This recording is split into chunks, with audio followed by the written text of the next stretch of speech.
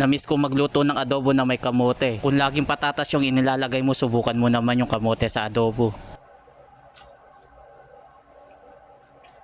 Quarter leg ng manok yung ating lulutuin, nahati ko na nga pala yan. Tapos maghiwa muna tayo ng bawang at saka isang pirasong sibuyas. Isunod naman natin yung kamote, alisin lang natin yung balat. Isang piraso nga lang pala yan, bumili ako ng katamtaman laki. Tulad ng patatas, masarap din ilagay ito sa adobong manok o kaya baboy. Hinati-hati ko na lang sa katamtaman laki yung kamote. Bali ang una natin gagawin, ipiprito muna natin yung kamote. Masarap kasi kapag ka naiprito ito tulad ng patatas. At saka hindi madaling madurog kapag ka naiprito muna yung patatas o yung kamote. Ang maganda lang kasi iba kasi yung lasa kapag ka naiprito muna. Malinamnam kasi yung sauce ng adobo. Kapag luto na at medyo tostado na, pwede na natin hanguin muna. Medyo madami yung mantika kaya binawasan ko na lang, hindi ko na nga lang naipakita. Tapos nito iprito naman natin yung karne ng manok. Ipiprito lang natin ito ng saglit lang. Optional nga lang pala ito ha, pwede nyo naman inidiretso na lang igisa. Habang pinapanood mo ako, baka pwede ako makisuyo sa'yo, paki-like and share mo naman para madami makapanood. Kapag nag light brown na yung karne, pwede na natin hanguin. Sa pinagprituhan doon na rin tayo magigisa, unahin lang muna natin itong bawang. Baka nakarating ka na dito sa bahagi ng aking video, paki-comment mo naman kung tagasan ka para malaman ko kung sa lugar ako napapanood. Sunod naman itong sibuyas ang igisa natin. Kapag nag-translucent na at okay na, pwede na natin ibalik naman itong pinrito nating karne. I-continuous lang natin yung paghalo, lutuin lang natin to ng 1 hanggang 2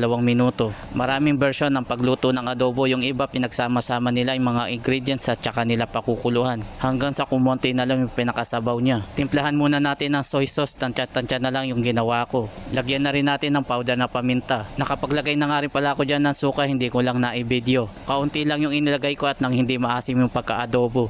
Meron din tayong inilagay na dahon ng laurel. Baka bago ka lang sa aking page, welcome nga pala sa'yo. At kung hindi ka pa nakapollow sa akin, paki-follow mo na lang ako para updated ka sa mga susunod. Hindi na muna tayo maglalagay ng tubig dyan, hayaan lang natin na kumulo muna yung soy sauce. At nang kumapit yung lasa niya dun sa karne. Shoutout nga pala sa mga bagong followers, ganun din sa mga nakapollow sa atin, maraming salamat po sa inyo. Pwede na natin lagyan ng tubig, sakto lang yung inilagay natin, tsaka natin haluin saglit. Madali lang naman kasi maluto yung karne, kaya saktong tubig lang yung inilagay natin. Takpan muna natin at balikan na lang natin yan mamaya kapag konti na lang yung tubig. Pwede na natin ilagay, since luto naman na yung naiprito nating kamote, patutuyuin na lang natin yung sabaw ng adobo. At nang lalo tayong ganahan sa pagkain, maglagay naman tayo ng siling pula. Kung nakaabot ka na dito sa huling bahagi ng aking video at nagustuhan mo yung ating recipe, paki-like and share mo naman. Medyo madami pa yung sabaw niya kaya patutuyan pa natin ng kaunti. Masarap kasi sa adobo yung kaunti na lang talaga yung sabaw niya. After ng ilang minuto, heto na nga at luto na yung ating adobo with kamote.